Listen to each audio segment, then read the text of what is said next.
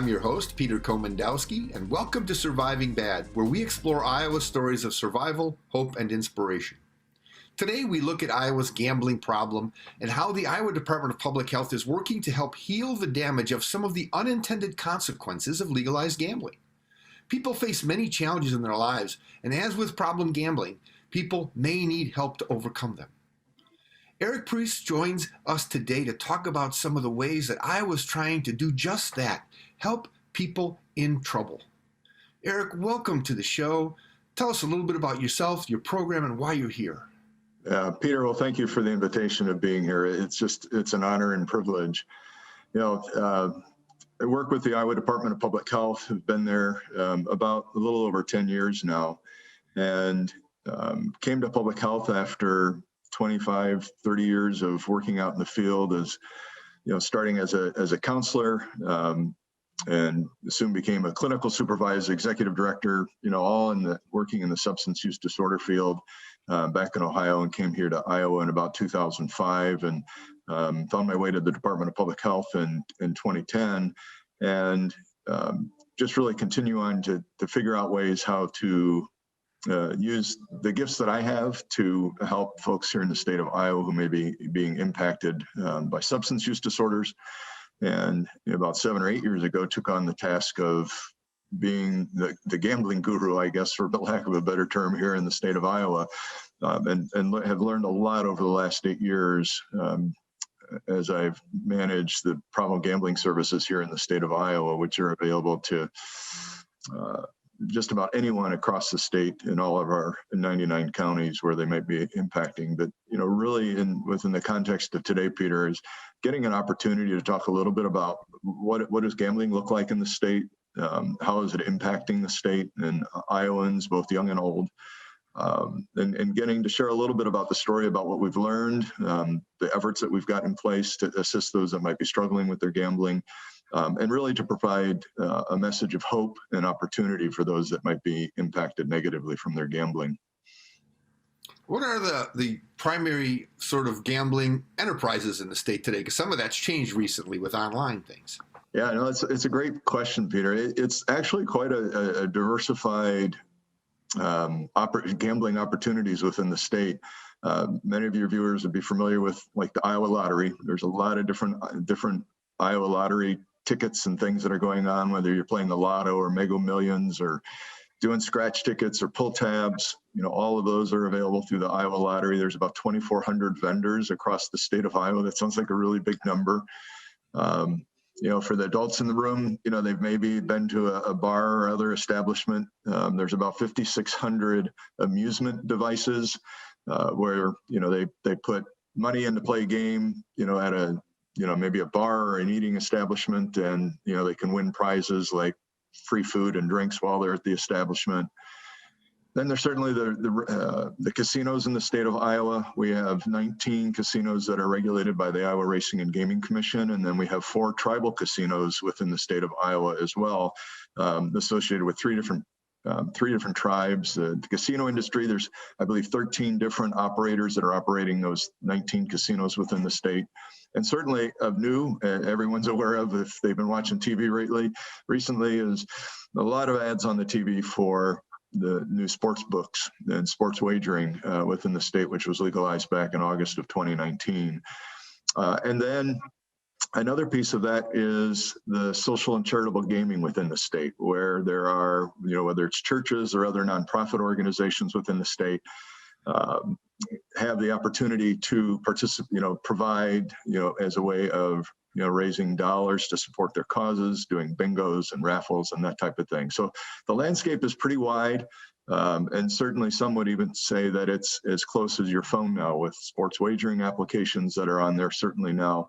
But also the applications that individuals may have downloaded to their phone, where they may be doing in-purchase buys, in-app buys, coming up with the right word there.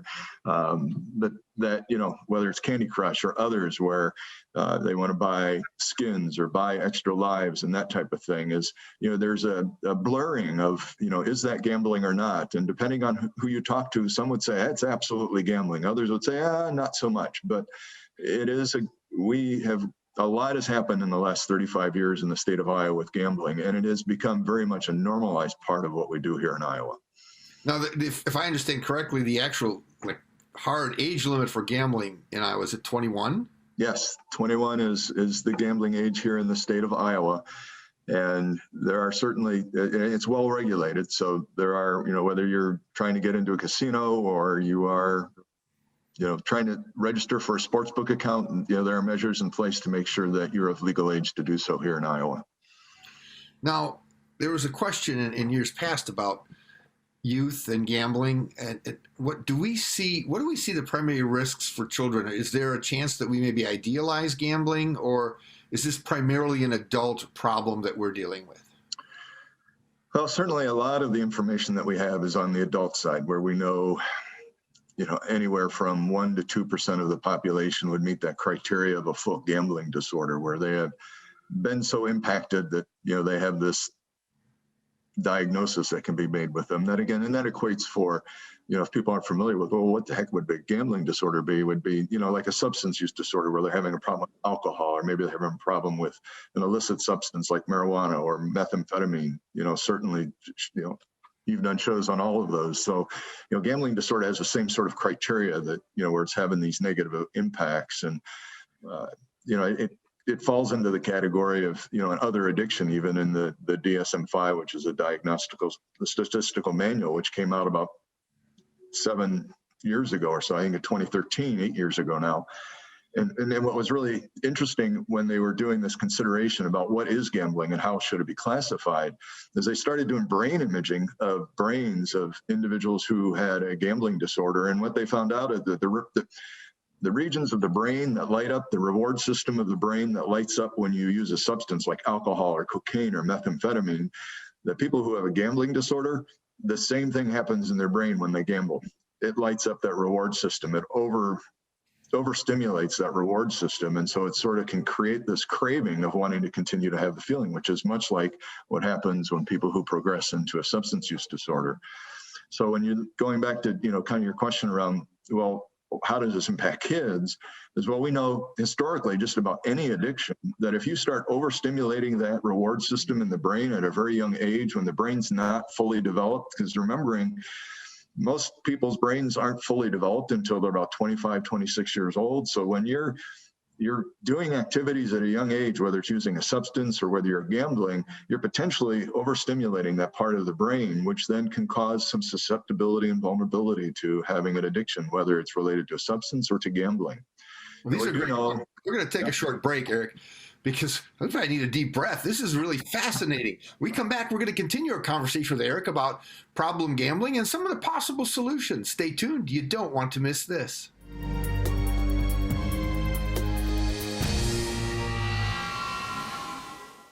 You never know who might have a problem with gambling, because it can affect anyone. Dads, moms, teachers, lawyers, PhDs, community heroes.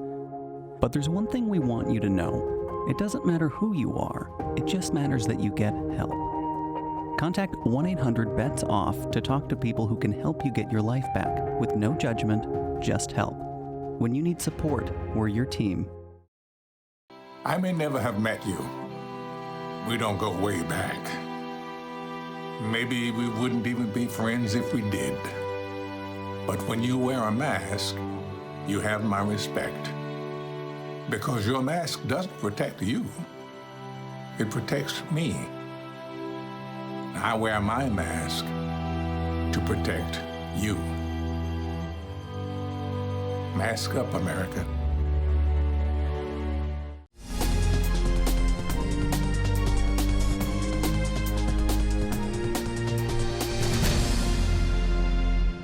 Welcome back to Surviving Bad. I'm your host, Peter Komendowski, and we're talking with Eric from the Iowa Department of Public Health about important trends in problem gambling and the fact that because gambling influences so many people, not just the gambler, it's really important to know some of the signs and ways that you can help. Eric, give us a little look at how gambling affects families and people, and what are some of the signs that we can look out for? Yeah. No matter where you are, in the school, someone that's, maybe just experimenting with gambling, if you want to call it that, or, you're middle-aged, older adult, there are some things to be looking at, is to say, either as the individual themselves who is gambling, but also the loved ones around them that, might be noticing a change in behaviors. And one of the things we look at, like kids, is, and students, are they starting to hang out with a different group of folk? It tends that, people, whether they're using substances or gambling, if they're enjoying that behavior, they're going to surround themselves with individuals who do that same behavior. And adults do the same way. I mean, they will go out to the bars, they'll go out to the casinos together, and they will start hanging out with the people that do that activity a lot. And again, at a social gambling perspective, of legal age, not necessarily a problem, but it's when it becomes, that's all you hang out with, and that's all who you're spending your time with. That's where it could potentially be a warning sign, has there been a particular change that might have gone on with the friends that you're hanging out with. But other things would be, am I being more secretive about what my behaviors are around my gambling? Am I maybe lying to myself or lying to my friends about how much I might be doing, or they might be questioning about my gambling, and I make up stories to cover my tracks, if you will. And certainly one of the things that we want to look at is, am I spending more than what I intend to? So certainly gambling underage is illegal. So anything that's being done, in an underage perspective would be considered at-risk behavior because it's illegal. But even as an adult, am I staying within my disposable income? Am I staying within my discretionary income? And, if I lose money, am I able to walk away from it? If I'm finding I can't walk away from my losses and I'm chasing them to kind of win back those dollars, then that's another red flag. If you're finding that gambling is the escape for what might be going on in your life, is you can't wait to get to this casino, or you can't wait to get your sports app turned on your app on your smartphone, that would be another piece of that. You're always thinking about it and being preoccupied at that you're sort of maybe neglecting other things that you're going on. And one of the more painful ones that happens at a family level is when they start lying about where's the money, when they've lost the money, or they don't have money to pay the mortgage, or they're reaching out to others to say, hey, we can't make the mortgage payment. And they're asking mom and dad, or they're asking a brother or sister of, hey, can you help us out this month? Because I'm not sure where the money's going. Eric, I have a question for you, because, we talk about engaging in things like gambling and even responsible alcohol consumption. While you're in the process of it, it's like driving a car. You go, wait, I got to be careful. I don't want to drive too fast. Oh, this is dangerous. Yep. Let's avoid that. It's got to be really hard in a casino where you have so much stimulus going around you. But then once gambling is in the home, like this online gambling, it's almost as if, the devil's knocking on your door here. It's making it really easy to access. Has that ease of access shown any increase in people having problems with gambling? Well, we have some anecdotal information just over the last couple of months, Peter, as we started to track at 1-800-BETS-OFF, what type of gambling activities were people talking about when they were calling. And we started tracking that back in October. And, again, that we've still been, 6-7 months into COVID-19 and the pandemic at that point. And, when we started tracking it, we weren't hearing much about sports wagering back in October, November, and December. But in January and February, it's about 20% of our calls now are related to sports wagering. So you can't really say, is that a trend that we've experienced, because we haven't been tracking it that long. And, it could just be the people who are working 1-800-BETS-OFF are getting more comfortable with asking the question and, collecting that data point for us. But the fact that 20% is, that seems like a big number to me. And that's something we're going to continue to monitor, because we know there's probably a new type of gambler that's evolving as sports wagering becomes more, maybe it was the person who was just interested in playing on their smartphone and playing a game on their smartphone. And, oh, well, I can download a sport app. And wow, that was kind of fun betting on the Hawkeyes this past weekend. They lost. That probably didn't do so well. So we want to just continue to do the best that we can to support individuals and providing good messaging for individuals when they're playing those activities. Well, thank you very much, Eric. We're going to take a short break, and when we come back, we're going to talk to Eric about the challenges of balancing sort of harm reduction and prevention strategies in the gambling industry, and learn about 1-800-BETS-OFF. See you after the break.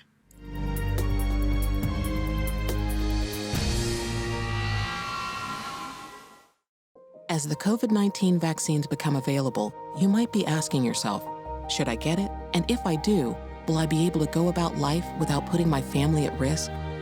You've got questions, and that's normal. The fact is, the vaccines are safe and effective. They're going to save lives. To get the latest on the COVID-19 vaccines, visit getvaccineanswers.org, because getting back to the moments we miss starts with getting informed. It's up to you. Every second, 127 new devices connect to the internet. You can feel it happening, our digital world expanding with every breath. We're entering a whole new era of connectivity, and Mediacom will be ready to power it with one of the nation's first 10G platforms. We'll be bringing you more speed, more capacity, more security, and the power to do more than you ever dreamed possible.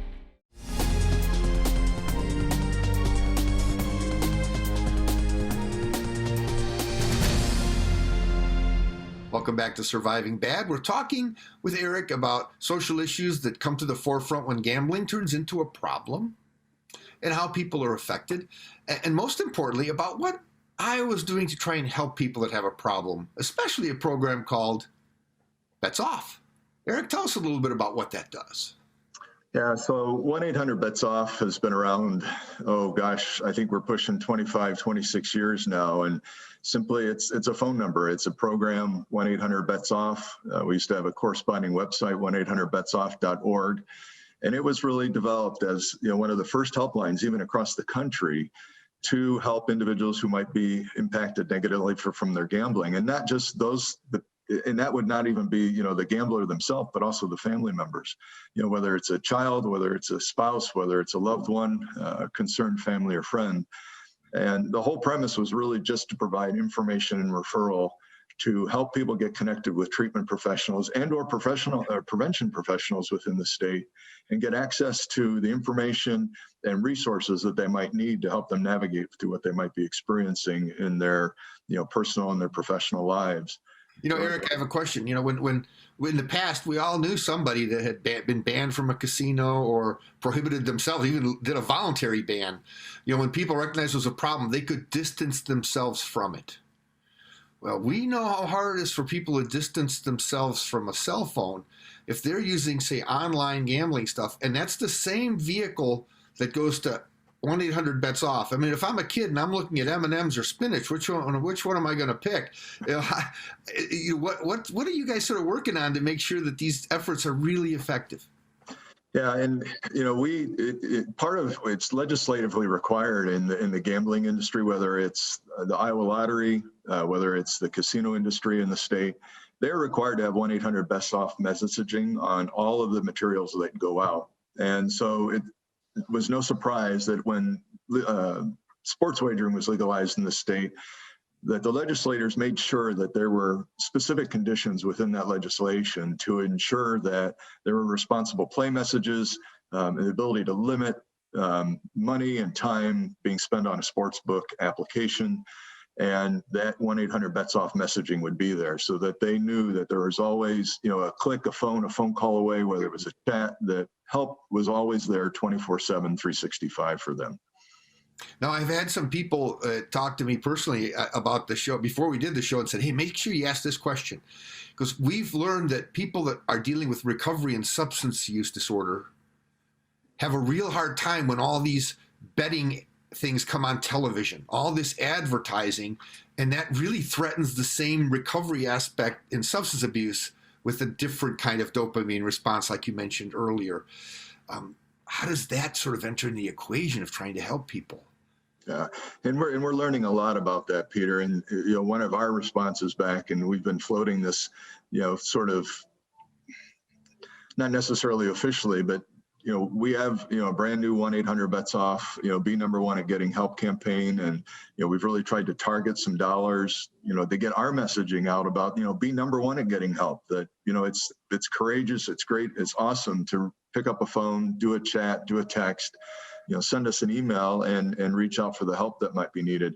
But again, it's getting dwarfed by the industry advertising that's going on. But what we've sort of floated is could there be something being done at the industry level themselves where they're designated a portion of their funds to help support the 1-800-BETS-OFF message? So there's some equalization of the messaging going on. Is that absolutely, if you want to have fun, go out and gamble.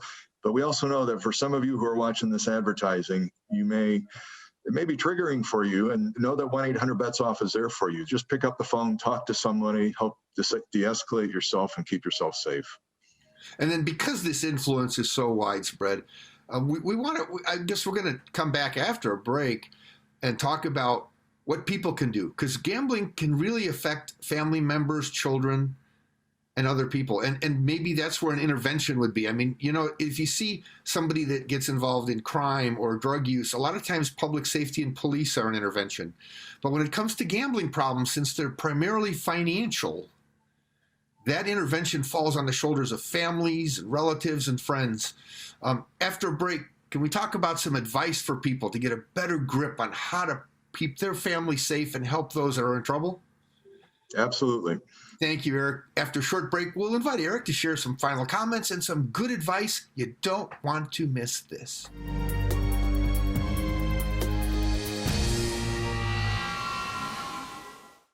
You never know who might have a problem with sports betting because it can affect anyone. Dads, moms, teachers, lawyers, PhDs, community heroes. But there's one thing we want you to know. It doesn't matter who you are, it just matters that you get help. Contact 1-800-BETS-OFF to talk to people who can help you get your life back with no judgment, just help.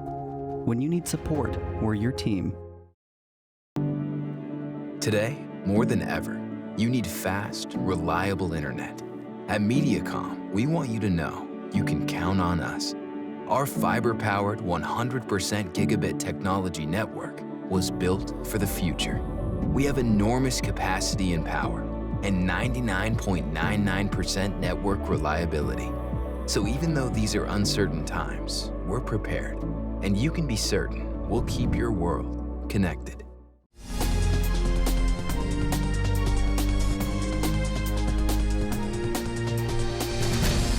Welcome back. Today on Surviving Bad, we're talking about Iowa's problem gambling and programs like Bets Off, Your Life Iowa, and how Iowa's public health professionals are helping Iowans cope with consequences that can be life-threatening. Let's hear what advice our guest Eric has to share.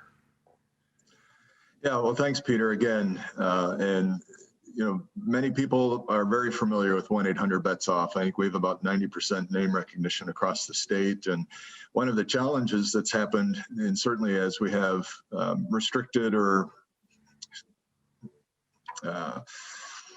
dollars that are, you know, not as prevalent or as much as we used to have them, is that we came up with this idea 4 or 5 years ago to sort of create this one place place to shop for, you know, help for substance use and gambling and suicide prevention. And we built it around this Your Life Iowa concept, which way back in the day was the original suicide prevention and bullying concept within the state of Iowa. And it gained some traction in the state. And so we launched Your Life Iowa as the one-stop place for help with substance use, gambling, mental health, and suicide and bullying prevention, you know, in 2017, and it has just gained an incredible amount of traction across the state. We don't quite have 90% name recognition, which is doing shows like this is really helpful, Peter.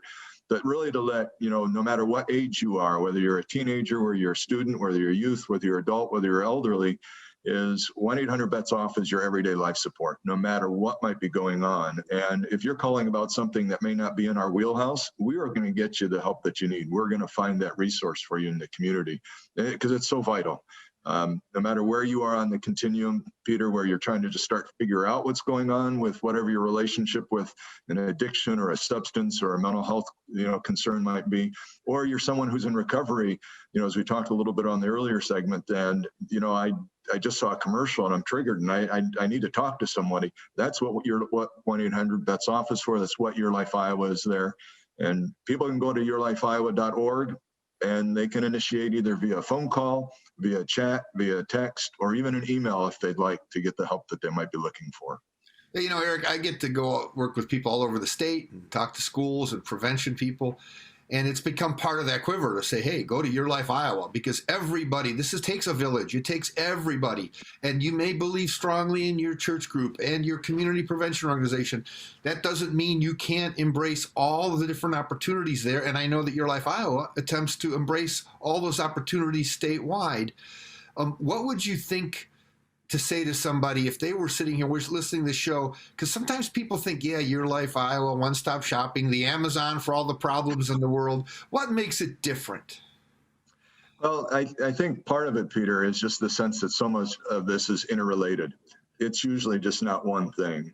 We've talked a lot about gambling, and financial distress can be huge for people and families that are suffering, that have been impacted negatively from their gambling. But that corresponds also to, where a mental health disorder might happen, or there might be some mental health concerns, or gambling, or, depression that might be going. But also, they may find that, they drink a little bit more when they gamble. And so it really becomes an opportunity to really look at wellness at a very high level, so that we're really ensuring that individuals who are reaching out for Your Life Iowa for assistance, that they're getting access to all the care that can potentially help them have a happier, more productive, more enjoyable life. Happiness is a big deal. And we're all happy in this state that gambling is prohibited until you're 21 years of age. But as a final comment to the parents listening to this, with a child, if they suspect they're looking at gambling, sneaking gambling, or romanticizing good things about gambling, what are a couple of quick points a parent should share with the child? Well, I think number one, be honest with your kid. Be transparent with your kid about your concern. Maybe share about your own stories and what happened. I've shared with my kids about my own recovery story, just because they need to be aware of they could be at risk for these things, and just to be open and honest. But set limits. We talk about set limits with screen time, set limits for your kids that are going to be respectful of their time, but also, spend time with your kids. Be part of what's going on with them, and ask questions about things that they might be doing and experimenting with, and just support them and love them. That's what they're really looking for from us. That's a great message. And support and love and being honest with your kids is a good thing. And thank you all for joining us. Thank you, Eric. Check out our website, healthyiowa.org, for more information, and keep your eye on Mediacom MC22 for our next episode of Surviving Bad, where we explore Iowa stories of survival, hope, and inspiration. On Mediacom MC22, your local programming leader.